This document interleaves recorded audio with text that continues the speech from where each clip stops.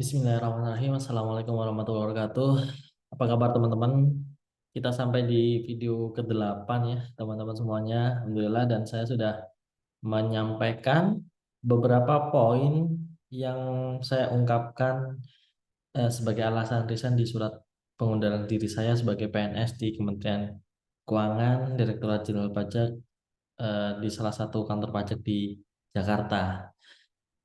Mungkin sampai detik ini, kalau mungkin ada teman-teman yang belum mengenal saya, perkenalkan nama saya Mufli Fatoniawan, PNS di Direktorat Jenderal Pajak Kementerian Keuangan, yang saat ini sedang mengajukan resign. Gitu. Saya tanggal 24 Mei 2023 kemarin mengajukan resign dan insya Allah saya targetkan akhir September nanti pas di 10 tahun pengabdian saya. Nah, NIP saya 2013 bulan 10, jadi 2023 bulan 10 mudah-mudahan saya sudah berganti peran, berganti profesi sesuai dengan apa yang kami harapkan. Mudah-mudahan Allah meridhoi rencana-rencana kami. Nah, sebenarnya dari 6 yang saya sampaikan dalam poin surat resign itu tidak terjadi begitu saja ya teman-teman. Jadi surat resign itu sebenarnya sudah saya bikin sejak tahun 2022 awal. Ya, jadi sebelum saya pulang ke rumah, pulang kampung dan minta restu orang tua, sebelumnya saya sudah 2021 akhir mulai bulan Juli hingga Desember, mungkin sampai Januari, Desember lah. Itu saya benar-benar dialog sama istri, meyakinkan, kemudian memberikan kemantapan bahwa saya memang pengen resign dan resign itu bukan berarti penghasilan berakhir, rezeki berakhir, kemudian apapun berubah menjadi tidak lebih baik gitu ya. Namun memang dari obrolan sekitar 1 semester sama istri memang banyak insight yang saya dapatkan di vlog dan alhamdulillah dari situ juga kualitas komunikasi saya dan istri apa ya meningkat gitu ya. Jadi saya tidak terlalu memikirkan kesibukan di kantor, artinya porsinya pas gitu ya. Ketika pulang yang dibicarakan ada topiknya penting gitu ya. Jadi itu yang menarik sehingga 6 bulan itu selain dapat insight, saya juga memperbaiki pola komunikasi dan harmonis dengan istri. Nah, dari cerita tadi, setelah saya membuat keputusan bersama istri, kemudian antara yakin nggak yakin gitu ya. Saya berharap pulang ke rumah, kemudian meminta restu orang tua itu langsung mendapat restu dan sebagainya. Tapi qadarullah tidak semudah itu. Mungkin nanti di kesempatan lain saya akan menceritakan bagaimana akhirnya lambat laun orang tua kami, orang tua saya khususnya membuka sinyal dan lebih melunak gitu ya. Dan sebenarnya sampai sejauh ini memang kami belum menyampaikan gitu ya, tapi ini memang sudah dalam kadarnya kami harus memutuskan, saya sebagai kepala rumah tangga, saya sebagai pimpinan dalam keluarga saya harus mengambil keputusan. Toh itu bukan berarti mengurangi bakti saya kepada orang tua saya. Insya Allah seperti itu. Jadi antara berbakti dengan berperan, saya berperan bermanfaat kepada orang lain, bekerja itu hal yang sebenarnya berbeda gitu ya. Dan bakti saya sebagai kepada dari anak kepada orang tua itu tidak memandang, sebenarnya tidak memandang status pekerjaan apapun gitu ya teman-teman semuanya. Dan itu saya sadari beberapa hari terakhir ini setelah saya benar-benar bermunajat kepada Allah, kemudian memikirkan dan memang tidak ada hubungannya gitu ya. Toh saya nanti PNS maupun tidak PNS gitu ya, saya tetap anaknya bapak ibu saya tetap akan mengabdikan diri saya kepada bapak ibu saya, orang tua saya yang saya sayangi dan sebagainya. Jadi benar-benar tidak akan mengubah sedikit pun. Malah justru saya pengennya karena saya bermanfaat buat orang lain, mudah-mudahan orang tua saya yang jauh dari saya itu juga Allah jaga, kemudian Allah alirkan amal kebaikan yang atau manfaat yang saya kerjakan nanti itu juga kepada orang tua saya. Bismillah, mudah-mudahan seperti itu ya.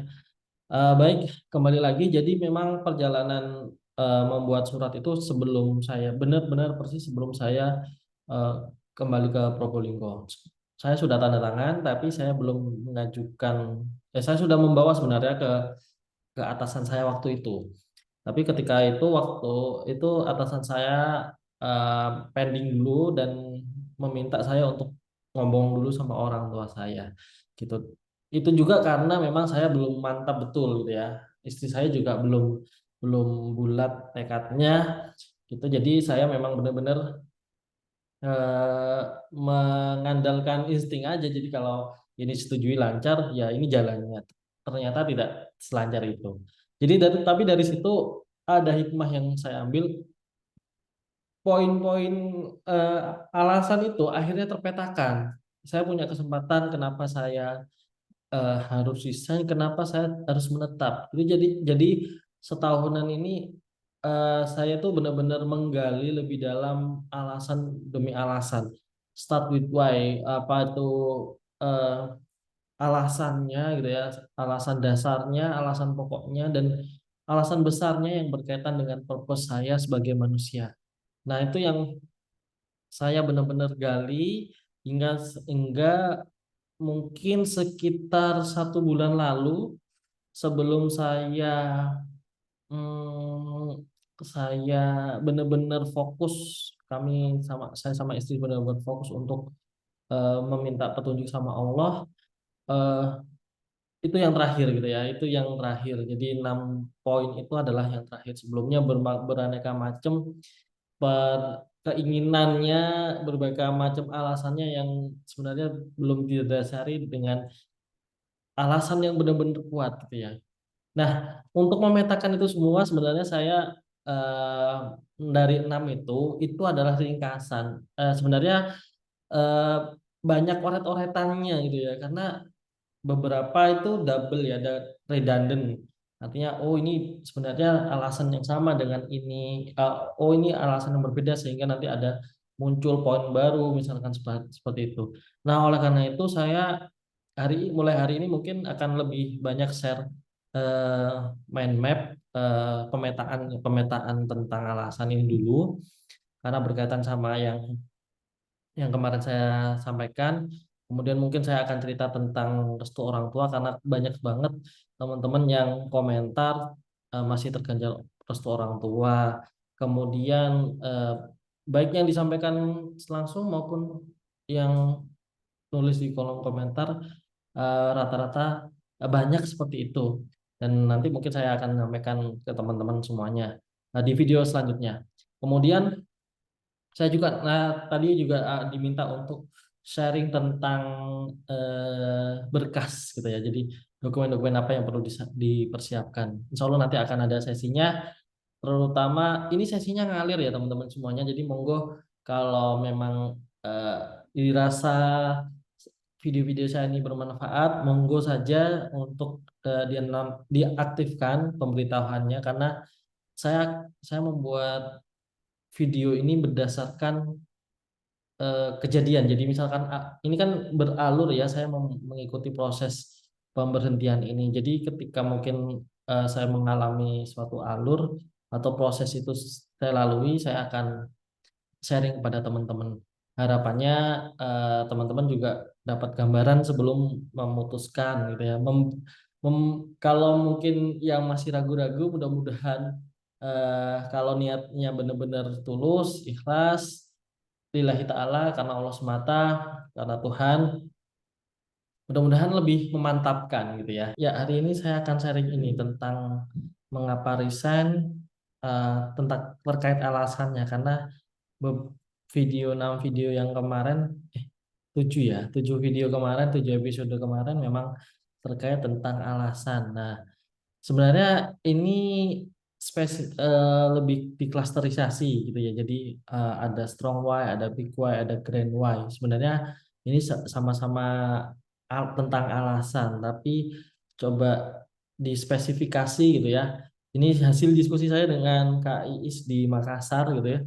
Kak Is juga mendapatkan materi dari kantornya gitu, kemudian sharing kepada saya. Akhirnya saya menerapkan ini ke alasan resign saya, alasan kenapa saya harus di Kementerian Keuangan atau saya harus keluar dari Kementerian Keuangan. Nah, sebelum sini sebenarnya saya sudah membuat gitu ya. Cuman orat-oretan. Jadi ini adalah orat-oretannya tentang alasan saya. Kenapa saya buat ini? Karena ibunda saya ketika saya meminta restu buat resign itu pengen digambarkan sebenarnya kenapa dengan saya, apa tujuannya, mau ngapain.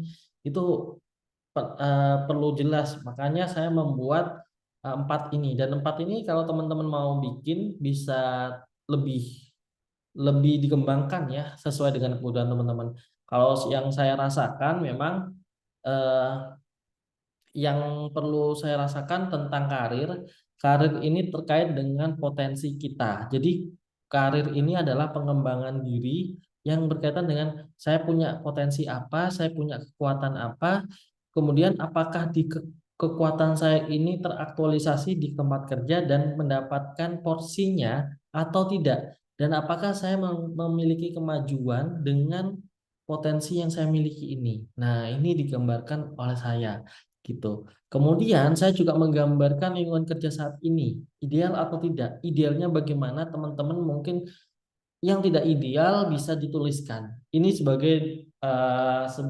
gambaran untuk teman-teman untuk menggambarkan bahwa teman-teman memiliki keinginan ke arah ideal gitu ya. Ke arah ideal itu. Selain karir, pengembangan diri, tapi juga teman-teman mengungkapkan ada apa sih sebenarnya di lingkungan kerja. Mungkin ada isu-isu tertentu yang spesifik dengan terkait dengan pekerjaan teman-teman sehingga teman-teman berpikiran bahwa tidak di sini lebih baik, tidak bekerja di sini lebih baik, atau bekerja dengan peran yang lain lebih baik gitu. Nah, ini dua, tapi yang satu lagi terkait pendidikan keluarga. Ini versi saya ya teman-teman. Jadi selain pengembangan diri saya, lingkungan kerja saat ini, dua ini berpengaruh besar terhadap keluarga. Ketenangan saya, kemudian cara memimpin saya dan sebagainya, termasuk cara mendidik saya. Kemarin sudah saya jelaskan ya alasan terkait tentang keluarga, pendidikan keluarga dan sebagainya. Dan kami sebenarnya menyusun visi terkait pendidikan keluarga dan itu sangat susah untuk diterapkan di kondisi saat ini dengan bekerja seperti ini. Makanya saya memasukkan ini sebagai poin poin utama dari 4 poin ini gitu ya. Harapannya nanti ke depannya ketika saya sudah punya pekerjaan baru, peran baru, pendidikan keluarga ini saya bisa jagain gitu ya. Kemudian saya juga menggambarkan tentang lingkungan masa depan seperti apa. Karir ini juga saya mengungkapkan tentang bagaimana karir ke depan, saya punya apa dan nanti sebenarnya saya itu dari kekuatan saya yang miliki, potensi saya itu saya bisa ngapain ke depannya, seharusnya saya harusnya jadi apa.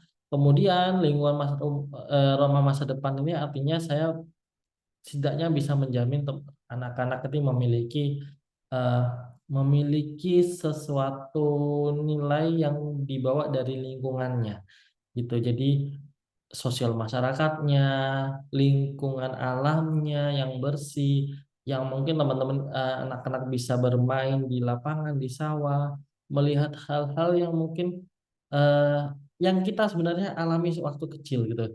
Dan itu luar biasa banget sebenarnya karena kalau sadar atau nggak sadar teman-teman bahwa orang-orang yang saat ini memegang jabatan penting di kota gitu ya, kemudian punya visi yang besar dan sebagainya itu kebanyakan memang anak-anak desa yang dulu memang bermainnya adalah dengan lingkungannya, jadi berkembangnya dengan lingkungan sehingga lingkungan eh, pengalaman di kampung di desa itu akhirnya membuat dia terekam dalam memorinya sehingga dia punya banyak eh, kesempatan untuk eksplorasi, observasi, dan punya rekaman terhadap lingkungannya. Mungkin kalau lingkungannya ada masalah, dia akan benar-benar memikirkan tentang bagaimana menyelesaikan masalah itu.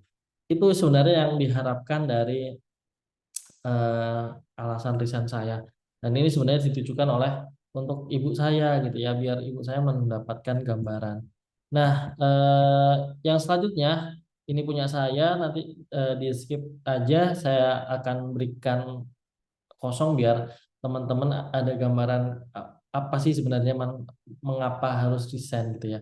Ini terkait sebenarnya dari Abah Rama ketika mengajarkan talent mapping ini mengibaratkan bahwa kalau kita berada di depan rumah orang terus tapi tidak mengganggu, tidak berbuat jahat, tidak ngapa-ngapain, diem aja di depan rumah orang, Abah menanyakan apakah kita termasuk orang yang mengganggu si pemilik rumah?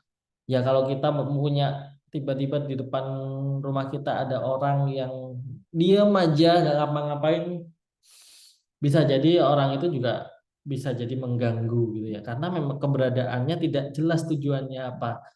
Apakah mengantar paket, apakah mau ditolong atau bagaimana atau mau membantu kita.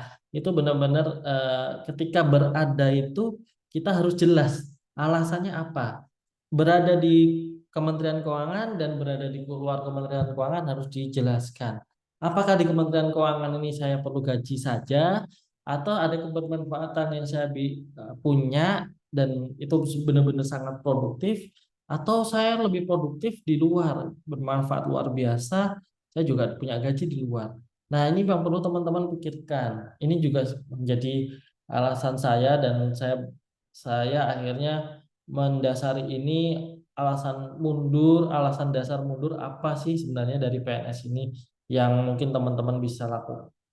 Tuliskan adalah kondisi-kondisi yang tidak ideal itu, misalkan dan sebagainya, terkait karir juga, terkait keluarga dan sebagainya. Kalau berbicara dari yang tadi saya bikin ya, jadi yang sebelumnya tadi, jadi yang ini sebenarnya eh, kelanjutan atau intisari dari yang tadi, yang ini adalah oret-oretan saya semua, tadi saya masukin di sini berbagai alasan, kemudian saya ambil intisarinya 3, kemudian saya jadikan 6 yang saya sudah sebutkan di beberapa episode gitu.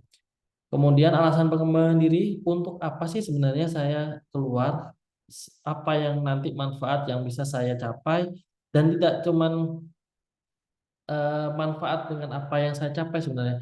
Pencapaian saya ini gitu ya, pengembangan-pengembangan diri saya yang saya lakukan ini, aktualisasi yang saya lakukan ini, apakah punya kebermanfaatan, dan ini sudah masuk ke teman-teman ke purpose of life. Jadi ya yang saya sampaikan kemarin ya, bahwa setiap setiap makhluk hidup diciptakan dengan tujuannya. Apakah kita sudah berada dalam tujuan yang tepat untuk eh, mengabdi dan menjadi hamba Allah? Nah, ini yang perlu dituliskan oleh teman-teman. Apa kebermanfaatan ketika saya mundur dari PNS, kemudian saya mengembangkan diri, menambah kompetensi, menambah keterampilan gitu ya, mengasah potensi yang sudah ada sehingga nanti akan jadi kekuatan, dan kekuatan itu buat bermanfaat apa? Nah, ini yang perlu dituliskan. Dari sini barulah saya bisa merumuskan 6 poin tadi. Itu ya teman-teman semuanya, mudah-mudahan ini bisa membantu teman-teman untuk benar-benar lebih menggambarkan, merincikan bagaimana seharusnya kita membulatkan tekad itu. Jadi memang memang beberapa, bahkan kawan lama saya itu ada yang masih ragu-ragu gitu ya, dan sadar betul sebenarnya dia punya usaha, sadar betul bahwa usahanya itu sebenarnya tidak bisa berkembang kalau dia harus bisa fokus gitu ya, fokus di usahanya gitu. Tapi mungkin belum ketemu apa sih sebenarnya grand why-nya, apa sih manfaat besar ketika dia pengusaha atau PNS gitu ya. Jadi dua hal ini memang ada, memang teman-teman yang bisa dua-duanya jalan, ya mungkin tidak masalah gitu ya kalau bisa, misalkan dua-duanya bisa memberikan manfaat tanpa ada yang salah satu dirugikan dan semuanya optimal gitu ya. Karena kebermanfaatan itu baru terasa ketika optimal. Dan itu memang ada beberapa teman-teman, ada beberapa orang yang saya temuin itu benar bisa berbisnis dan bisa eh, PNS. Ya nggak masalah gitu ya. Asalkan tidak berkonflik kepentingan dan sebagainya yang tetap ada etikanya. Namun mungkin ada beberapa orang yang memilih tidak bisa karena memang tidak memungkinkan. Nah, ini yang mungkin teman-teman mungkin perlu kuatkan lagi. Mudah-mudahan dari video ini teman-teman bisa membulatkan tekad keluar atau tetap menjadi PNS atau tetap bekerja di tempat sekarang. Karena dua-duanya bukan berat, yang satu jelek, yang satu buruk. Jelek atau buruk atau manfaat atau tidak bermanfaat itu memang tergantung dari masing-masing orang, tergantung dari teman-teman sendiri. Jadi silahkan dipetakan, dikembangkan gitu ya, perbanyak mungkin butuh waktu untuk merenung gitu ya, butuh waktu untuk berdialog juga sama orang-orang terdekat. Demikian teman-teman semuanya, saya tetap berharap video ini bisa memberikan manfaat, tidak hanya sekedar saya ngobrol di depan kamera, tidak hanya sekedar mendokumentasikan gitu ya. Teman-teman bisa mengambil manfaat dan mudah-mudahan semua teman-teman di sini dalam kondisi yang sehat, dalam lindungan Allah Subhanahu wa taala dan dalam kondisi bekerja yang bahagia. Terima kasih teman-teman semuanya. Mungkin kalau ada yang mau ngobrol lebih dalam gitu ya, japri saja di email saya muflifatoniawan@gmail.com atau mungkin boleh WhatsApp saya juga 085646869204. Silahkan. Siapa tahu mungkin mau ditemenin buat persiapan resign atau tidak resign atau menentukan potensinya apa, kemudian nanti berkarir apa, karir saya sudah tepat atau belum. Itu monggo di Japri. Kemudian saya juga mau lagi belajar direktif direktif coaching ya. Nah, mudah-mudahan saya bisa menerapkan ilmu-ilmu saya untuk membantu teman-teman semuanya di sini. Terima kasih teman-teman semuanya. Sampai ketemu lagi usai kantor berikutnya. Assalamualaikum warahmatullahi wabarakatuh.